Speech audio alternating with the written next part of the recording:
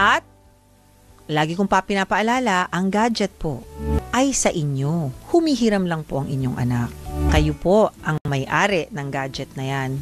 So, therefore, kayo po ang nagsiset ng rules para magamit niya ang gadget na yan.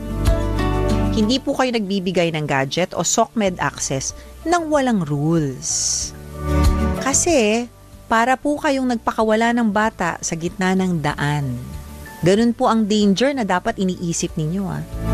Dapat nga daw po iniisip ninyo para kayong nagpasakay ng bata sa loob ng sasakyan na hindi nyo sinitbelt or kinar seat. Ganun po ka-dangerous ang unmanaged gadget and SOCMED use.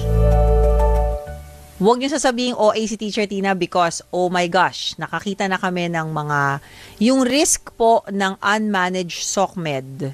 Yan po usually ang problema.